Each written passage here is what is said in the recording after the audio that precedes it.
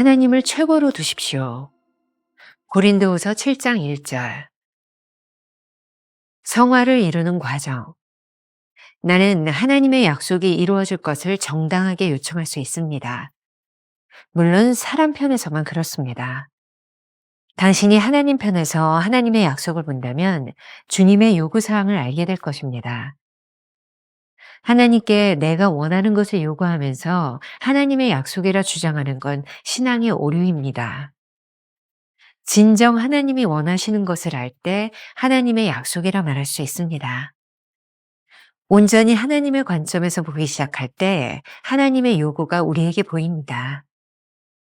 자신이 부름받은 하나님의 거룩한 성전임을 알고 하나님의 거룩한 빛을 나타낼 때 하나님의 약속을 이루는 삶을 살게 됩니다.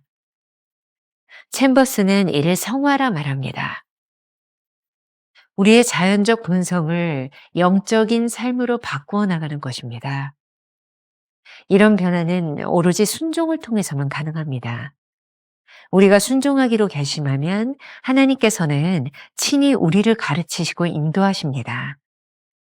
그러므로 성화는 오로지 하나님을 따르는 사람들이 영적 의지로 하나님만을 신뢰하는 일입니다.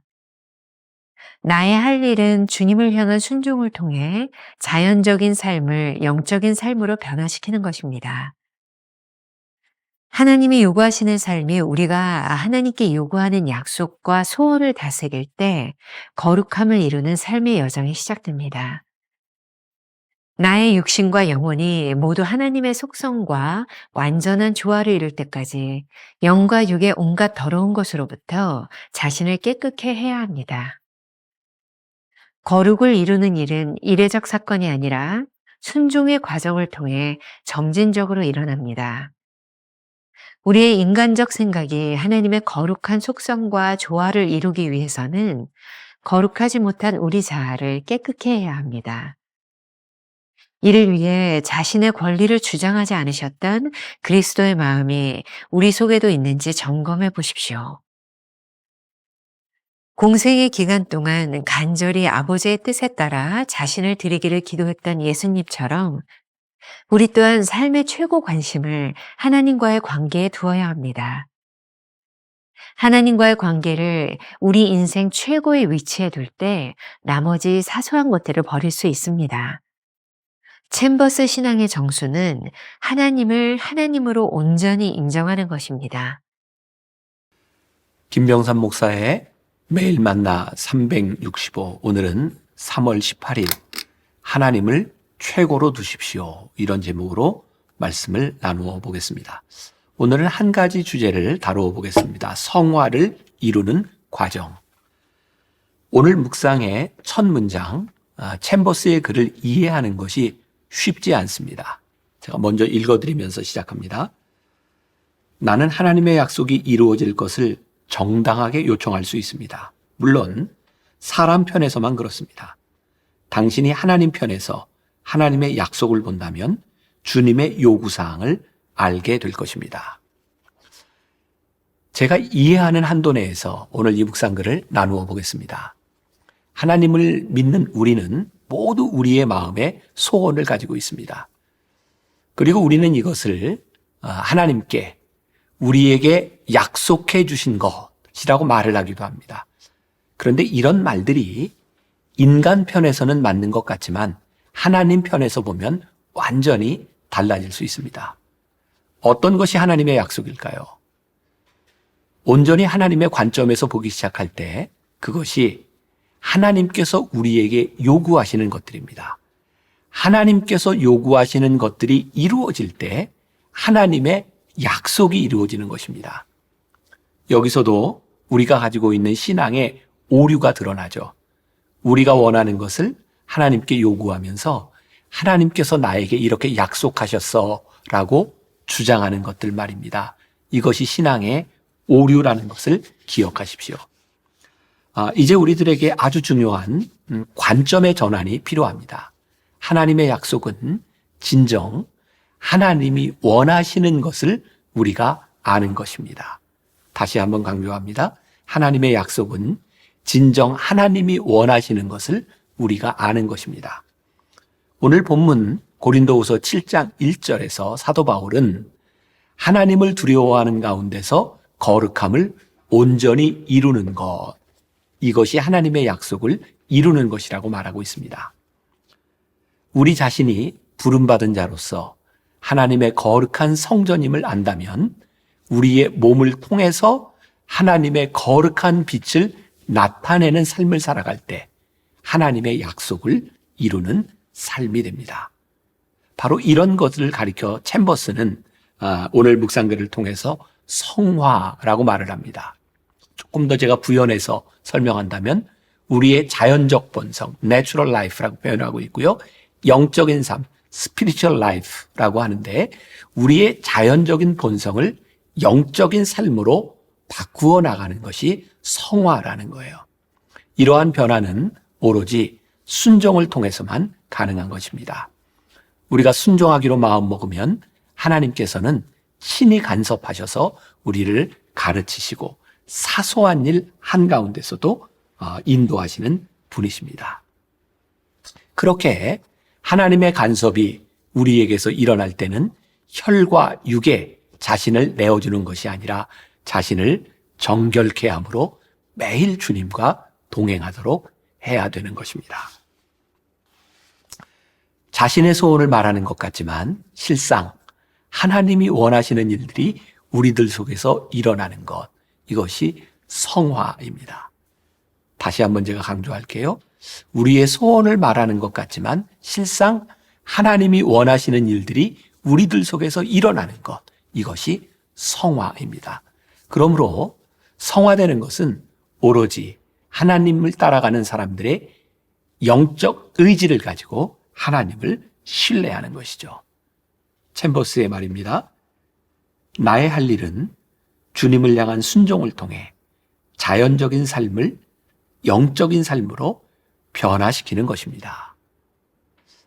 이렇게 적용해 보면 어떨까요? 우리 삶의 필수적인 요소이자 치명적인 유혹이 되기도 하는 물질에 관한 태도 말입니다. 우리는 얼마든지 필요한 것을 하나님께 요구할 수 있습니다. 하지만 그 요구가 하나님의 약속을 이루는 것인지를 생각해 봐야 합니다. 챔버스의 전기를 보면서 저 자신이 처음 목회를 나갔을 때가 생각이 났습니다. 처음 시골로 전도사 시절 목회를 나가던 때 돌아가신 저희 아버님이 저에게 하셨던 말씀이죠. 제가 우리 교인들과 자주 나누는 말입니다. 목회자는 모래바닥에 코를 쳐박고 죽어도 교인들에게 돈 없다는 이야기 하는 거 아니야. 그거 목회자의 자존심이다. 그래서 시골에서 목회할 때도 미국에서 유학하던 시절 사람들에게 돈 없다는 이야기를 한 번도 해보지 못했습니다. 어렵지 않아서가 아니라 늘 그 말이 맴돌았기 때문이죠.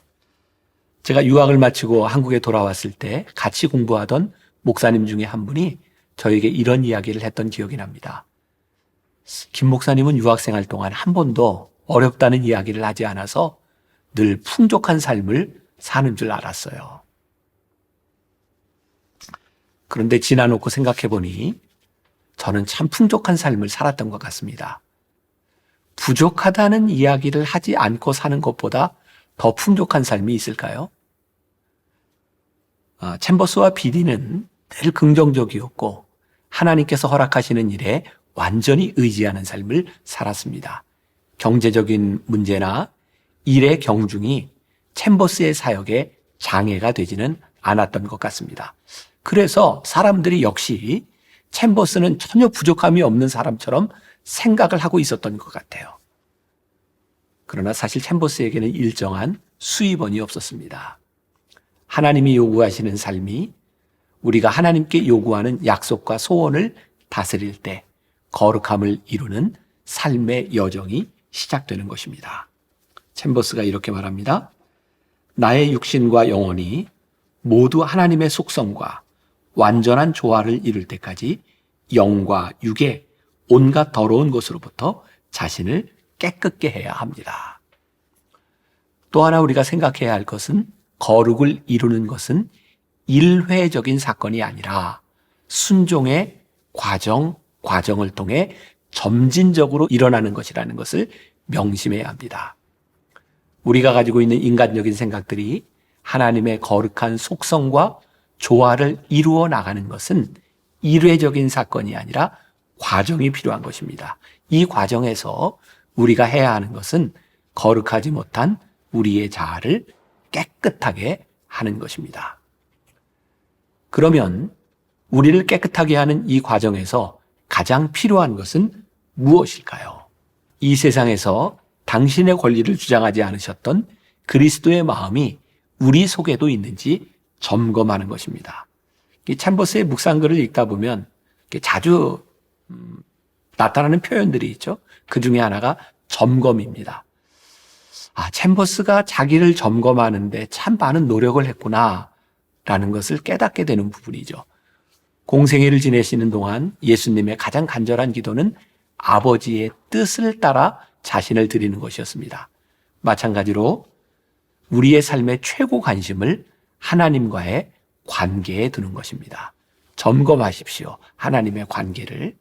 하나님과의 관계가 우리의 삶에서 최고로 중요한 것이 될 때 나머지 사소한 것들을 우리는 버릴 수 있을 것입니다. 답은 하나님을 정말로 우리 인생의 최고의 위치에 놓는 것입니다.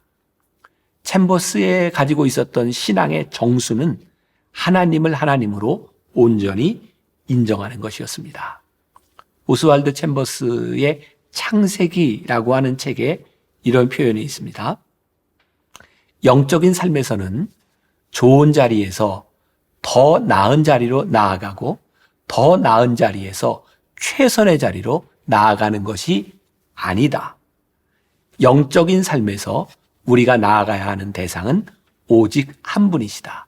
그분은 바로 최선이신 하나님 자신이시다. 우리가 기억해야 될 한 줄 노트.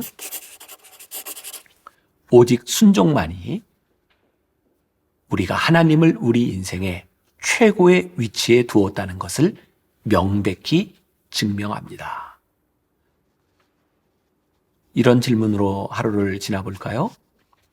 당신에게는 하나님을 최고의 위치에 두기 위한 인생의 좌우명 혹은 모토가 있으십니까? 기도하겠습니다. 오늘 묵상글에서 우리들에게 큰 도전이 되는 것이 있습니다. 오늘 우리가 꼭 점검해 봐야 되는 것이 있습니다. 무엇이 우리의 인생의 최고의 위치를 차지하고 있는가? 하나님께서 우리를 부르신 이유, 우리가 이 땅 위에 사명자로 살아가는 이유, 우리가 하나님의 사람으로 살아가면서 잘못되지 않을 수 있는 가장 중요한 이유, 우리의 삶의 최고가 무엇인지를 점검하며 결단하고 고백하고 오늘 하루를 승리하는 주의 백성들이 되게 하여 주옵소서. 예수님의 이름으로 기도했습니다. 아멘. 오직 순종만이 우리가 하나님을 인생의 최고 위치에 두었음을 명백히 증명합니다.